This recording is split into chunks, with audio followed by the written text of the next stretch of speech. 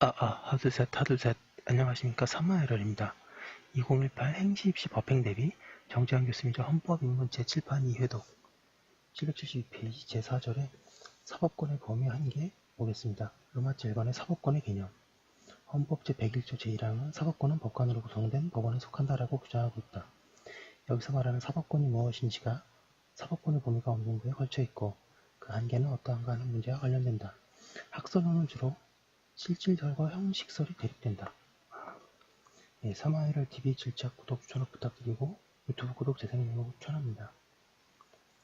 학설론은 주로 실질설과 형식설이 대립한다. 실질설은 사법의 본질이 구체적 773페이지 분쟁 사건을 두고 법을 해석하고 적용하여 그 분쟁을 해결하는 기능이 있다고 본다. 실질설에 따르면 헌법 제101조의 사법권은 분쟁 해결을 위한 재판권만을 의미한다. 형식설은 법원이라는 국가기관이 담당하는 모든 작용을 사법이라고 본다. 입법기관과 행정기관의 권한을 제외한 사법기관으로서의 법원이 담당하는 작용이라면 모두 사법이라고 보는 것이다. 그리하여 형식설에 따르게 되면 우리 헌법 제101조의 사법권은 법원이 담당하는 재판권뿐만 아니라 행정, 입법의 자격들에 관한 권한도 모두 포함하게 된다. 양학설의 병합적 입장을 취하는 병립설도 있다. 생각컨대 사법권을 넓게 보든 좁게 보든 좁게 분쟁 해결권만으로 보든 헌법이 법원에 부여한 모든 권한의 범위와 한계 문제가 결국 논의되어진다. 앞서 대법원 규칙 재정권, 사법 행정권 등은 법원의 조직과 권한을 살펴보면서 다루기에 여기서는 주로 분쟁 해결권으로서의 사법권의 범위와 한계를 살펴보고자 한다. 로마자 2번의 사법권의 범위 1번의 포괄적 권한 헌법 제101조 제1항은 단순히 사법권이라고 규정하여 포괄적 재판권을 법원에 부여하고 있다. 법원조직법도 법원은 헌법에 특별한 규정이 있는 경우를 제외한 모든 법률상의 쟁송을 심판하고라고 명시하여 포괄적 재판권을 명백히 하고 있다. 2번에 사법권의 범위 양가 1번의 민사소송과 가사소송 민사소송은 사인 간의 권리나 의무 등을 두고 다투는 분쟁을 해결하고 조정하는 절차를 말한다. 가족관계에 관한 가사소송도 있다. 양가 1번의 형사소송 형사소송은 범죄에 혐의가 있다고 하여 공소가 제기된 사람에 대해서 변론 714페이지 증거조사 등을 통하여 유무죄 여부를 가리는 재판 절차를 말한다. 양가 3번의 행정소송, 특허소송 행정소송은 행정청에 위법한 처분, 그 밖에 공권력의 행사, 불행사 등으로 인해 국민의 권리 또는 이익의 침해를 구제하고 공법상의 권리관계 또는 법 적용에 관한 다툼을 적정하게 해결하는 목적으로 하는 소송 절차를 말한다. 행정소송은 어느 기관이 담당하느냐에 따라 행정형과 사법형이 있다. 우리나라는 일반 법원이 행정소송을 담당함에 있어서 사법형을 취하고 있다. 특허법, 실형신환법, 상표법 등 정하는 사건을 재판하는 특허소송도 있다. 양가 4번의 헌법재판, 선고소송 헌법재판은 헌법규범을 해석하고 적용하여 헌법적 분쟁 등을 해결하고 헌법규범에 위반되는 법률이나 공권력 자유 등을 무력함으로써 헌법이 담고 있는 기본권을 보장하고 위헌주의를 수호하는 재판을 말한다.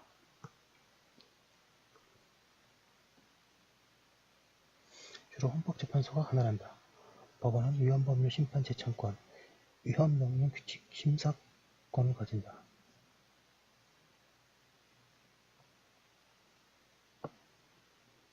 선거소송은 선거의 효력이나 당선의 효력에 다툼이 있는 경우에 이를 해결하기 위한 소송을 말한다.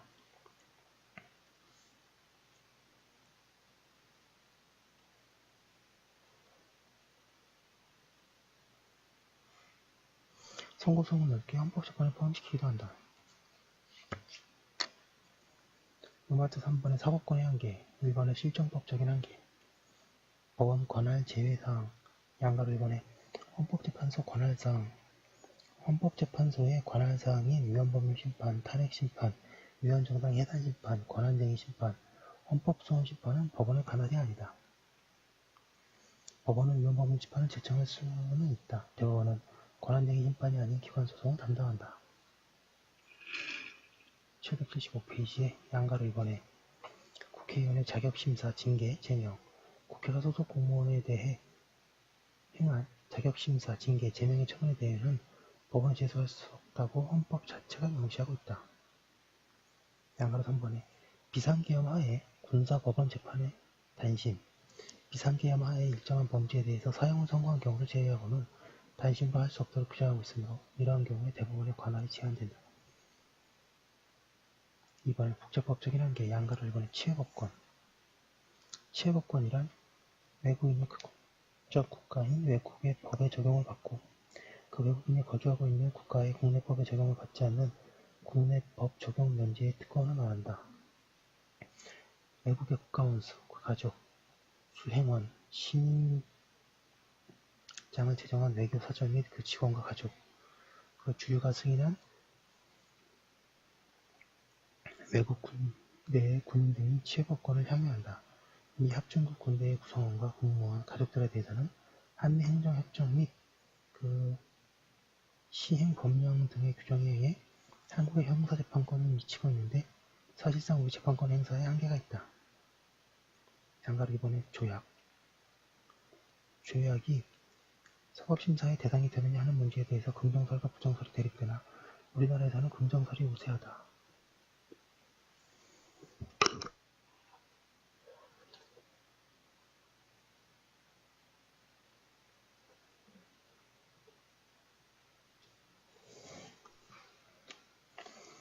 그러나 체결 비준에 있어서 국회의 동의를 받은 조약의 경우 법률적 효력의 조약이라고 보는 결론을 갖고 따라서 법률적 효력의 조약은 법원이 아니라 헌법재판소의 위헌 심판의 대상이 되며 법원은 단지 위헌 법률 심판 제청을 할 수 있다.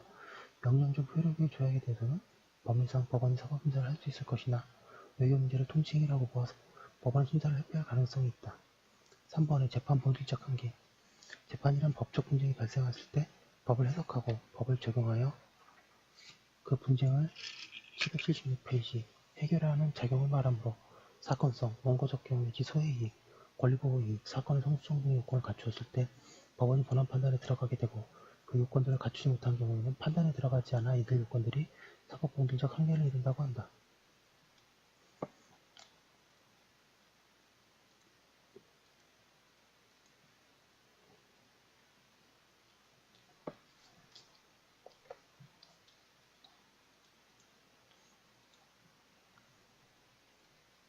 자신의 법적인 권리나 이익이 침해된 사람만이 법원에 소송을 제기할 수 있는데 이러한 권익 침해가 있어야 한다는 요건을 원고적격이라고 한다. 이러한 행정처분으로 기본권이 침해된 사람들은 이 원고적격을 가진다. 우리의 행정소송법도 취소소송은 처분 등의 취소를 구할 법률상 이익이 있는 자가 제기할 수 있다고 규정하고 있다. 법원의 소송을 제기한 사람이 권익을 구제하는 데 효과가 있어야 한다. 이를 권리보호이익이라고 한다. 권리를 침해하는 어떤 작용을 대상으로 행정소송을 제기했지만 그 행정소송이 이미 집행되어 종료된 경우에 행정소송에서 그 행정작용을 취소하는 판결이 권리 구제에는 아무 의미가 없을 수 있다. 이러한 경우에 권리보호이익이 결여되었다고 한다. 그러나 예외가 인정된다. 4번에 현실 정책고도적 한계. 양가를 보는 혼식규정, 방침규정. 혼식규정은 강제성을 띠지 않는 규정이고 방침규정은 현재 구속력이 있는 규정이 아니라 하나의 지침을 설정하는 규정이다. 혼식규정과 방침규정은 결국 법원이나 당사자를 구속하지 못하는 것으로 그 규정의 위반을 이유로 재판을 제기하기 어렵다는 점에서 한계로 지적되고 있다. 양가로 이번에 자유재량 행위. 과거의 행정소송법으로는 행정청의 재량이 인정되는 행정작용에 대해서는 사법심사가 어렵다고 보았으나 점차 행정소송의 그 영역과 심사 정도를 확대하여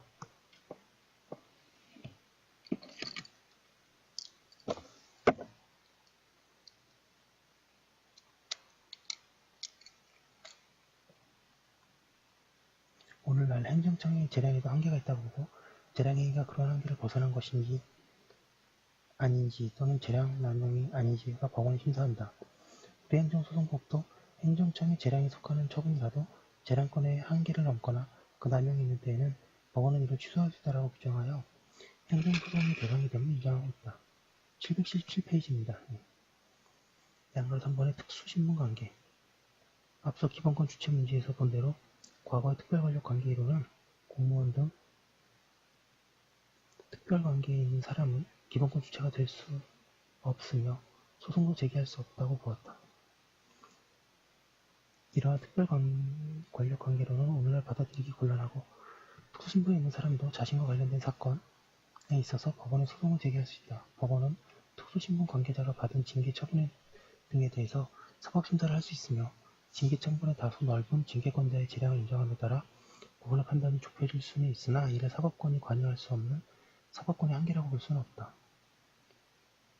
양가로 사본의 통치행위, 반가르분의 의, 통치행위란 고도의 정치적 고려나 판단이 게재된 정부의 결정이나 행위라고 하여 사법부가 이를 심사하기 적절하지 않다고 보고 그리하여 사법심사의 대상이 되지 않는다고 보는 행위를 말한다.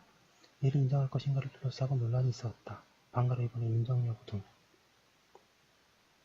동그라미 1번 학설. 긍정설에는 다음과 같은 학설이 있다. 동그라미 기억의 권력분립설.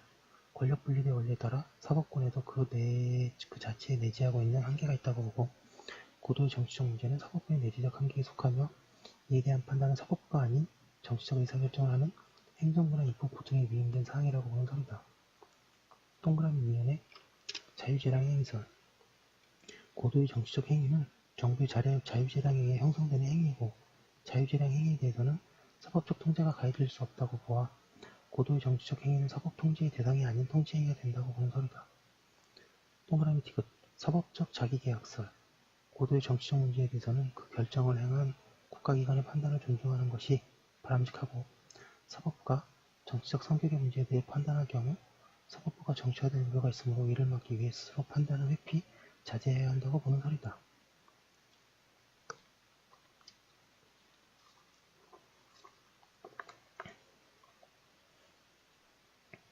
양가로 리을, 독자성설. 통치행위로 볼 수 있는 행위는 그 자체의 본질상 778페이지 입법, 행정, 사법 등의 원래의 국가작용과는 구별되는 독자성을 가지는 국가행위로서 사법의 판단을 적절하지 못한 성격의 행위이고 국민에 의한 정치적 평가 내지 비판의 대상이 되는 것은 합리적이고 현실적이라고 보는 설이다. 제한적 긍정설은 법 이론적으로는 통치행위를 인정하기 어렵지만 국가의 존속에 극심한 혼란을 가져올 수 있는 중대한 정치적 사안에 있어서는 정치적인 관점에서 통치행위를 인정할 수밖에 없다고 보는 학설이다. 부정설은 헌법이 사법적 판단에서 배제되는 통치행위를 인정하고 있지 않고 권력의 상호 통제의 원리에 따를 때 아무리 고도의 정치성을 띠는 행위일지라도 집행부에 의한 행위인 이상 집행부의 통제를 담당하는 사법부로서는 이를 심사하여야 하며 따라서 통치행위를 인정할 수 없다는 이론이다. 동그라미 2번에 우리나라의 판례 이론. 헌재 판례로 동그라미 기억에 부정적 판례.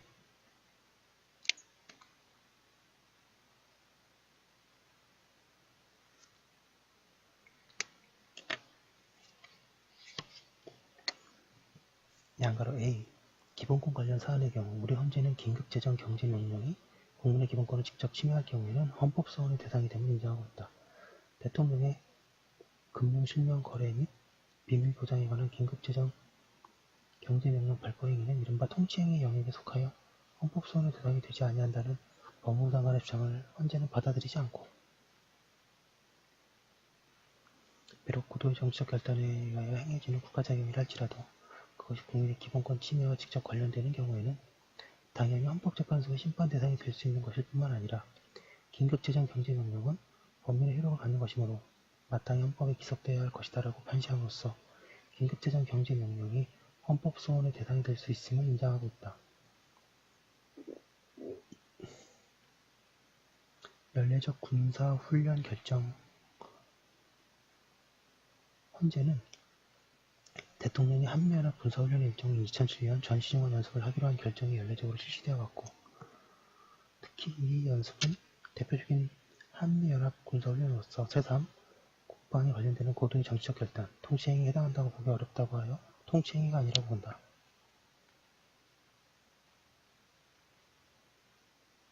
동그라미 니은 긍정한 판례. 대통령의 국군 파견 결정 행위에 대한 헌법소원에서 헌재는 이 사건 파견 결정은 그 성격상 국방 및 외교에 관한 고도의 정치적 결단을 위한 문제로서 헌법과 법률이 정한 절차를 거쳐 이루어진 것이 명백하므로 대통령과 국회의 판단은 존중되어야 하고 우리 재판소가 779페이지 사법적 기준만으로 이를 심사하는 것은 자제되어야 한다고 하여 통치행위를 긍정한 바 있다.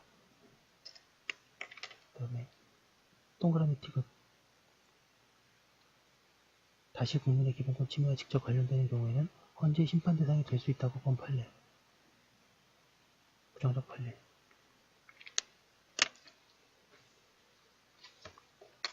신행정 수도의 건설을 위한 특별조치법에 대한 유형 결정에서 기억의 판례 취지를 다시 확인한 바 있다. 기본권이 관련되는 외교행위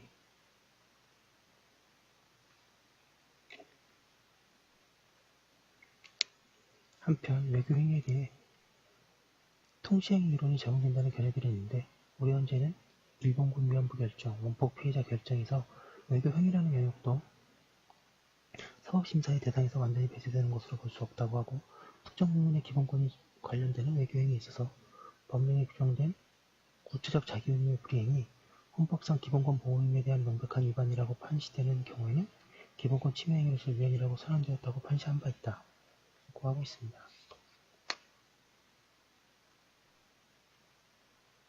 동그라미 인디움 긴급조치에 대한 통치행위성 부정 유신헌법 제53조 제4항은 긴급조치는 사법적 심사의 대상이 되지 아니한다고 규정하고 있었다. 그러나 현재의 헌재는 비록 고도의 정치적 결단에 의해서 행해지는 국가긴급권의 행사를 할지라도 그것이 국민의 기본권 침해와 직접 관련되는 경우에는 헌법재판소의 심판 대상이 될 수 있다는 점 이러한 사법심사 배제 조항은 근대 입헌유예에 대한 중대한 예외가 될 뿐만 아니라 기본권 보장 규정이나 위헌법률 심판 제도에 관한 규정 등 다른 헌법 조항과 정면으로 모순 충돌되는 점 현행 헌법에서는 그 반성적 견지에서 긴급 재정 경제 명령, 긴급 명령에 관한 규정 에서 사법심사 배제 규정을 삭제하여 제도금지 조항을 승계하지 아니한 점 및 긴급조치의 위헌력을 원칙적으로 현행법을 기준으로 판단하여야 하는 점을 기초로 보면 이 사건에서 유신헌법 제53조 제4항 규정의 적용은 배제되고 다른 국민은 현행헌법에 따라 이 사건 긴급조치들의 위헌성을 다룰 수 있다고 보아야 한다라고 판시하였다.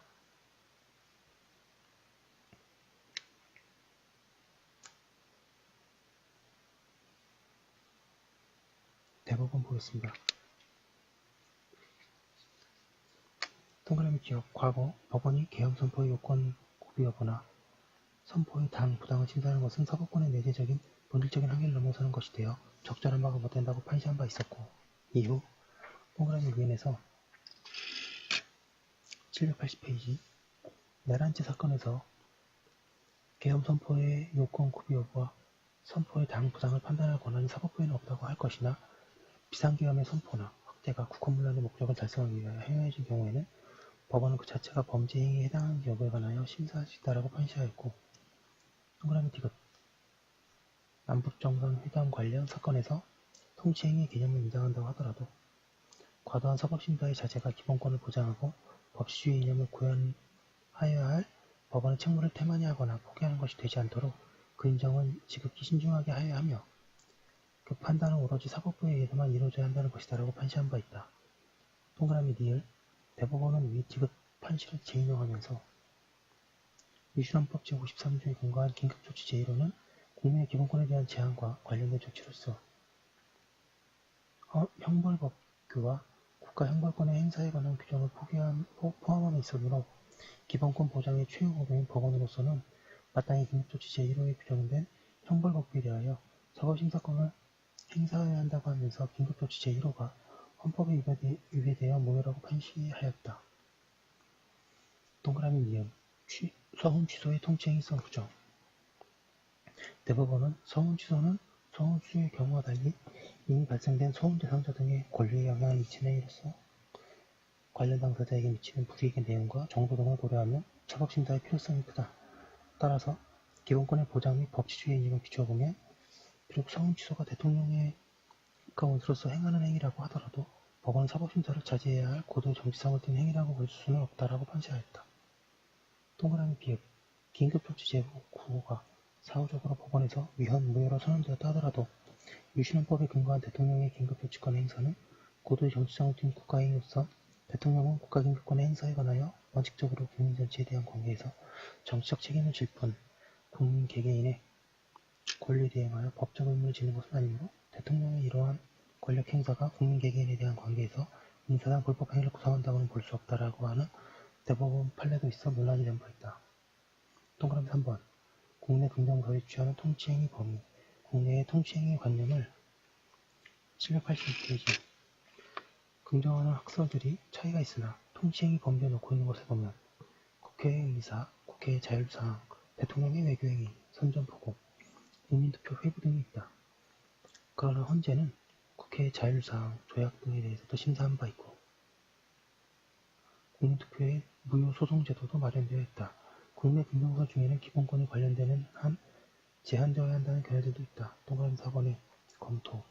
실질적 권력 분립 이론에서 분쟁 해결 기능은 사법부가 맡아야 하므로 고도의 정치적 작용일지라도 분쟁이 있다면 사법부에 의해 해결되어야 하니 권력 분립론에 오히려 충실한 것이라는 점에서 권력 분립론을 근거로 하는 긍정설은 타당하지 못하다.